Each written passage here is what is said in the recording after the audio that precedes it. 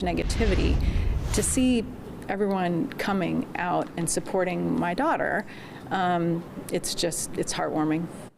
A standing room only crowd packed into the Dublin Branch Columbus Library this afternoon to hear a presentation that was deemed too controversial for school. A Dublin Jerome senior says the school canceled her after-school session addressing trans youth. NBC4's Kyle Beachy spoke with a student in the school today about why the presentation was canceled. Corinne Emby is a senior here at Dublin Jerome High School.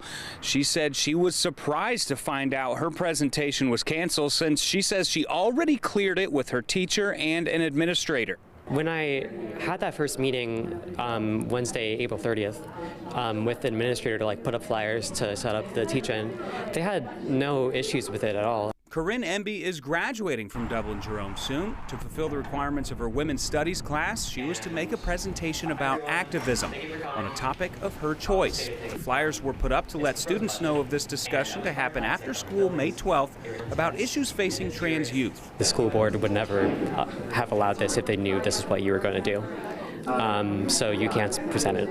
That's how they put it. Emby's mother, Colleen Sheridan, says an administrator called her and said it was for her daughter's own safety they decided to cancel the presentation, but that wasn't all. When they said she could not even hand out these bracelets on campus, that was just too much, and that was disruptive. And that really seemed out of line.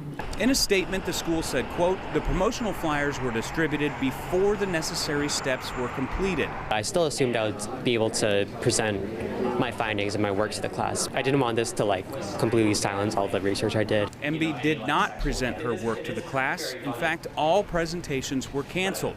The district explained, saying, quote, it is our understanding that the presentation component was removed from the rubric for all students in the class. But the determined senior pushed forward, reserving a time to present her work at the Dublin Branch Columbus Library to a packed room of around 70 people today. She adapted just incredibly, which made me very proud.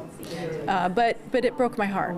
That statement says there were violations of 2 school board policies that determine how events and materials can be distributed at school. They maintain that Emby was not singled out in canceling these presentations, though Emby's statement says that she was told she can't present days before the rest of her class found out. Local for you in Dublin, I'm Kyle Beachy, NBC4.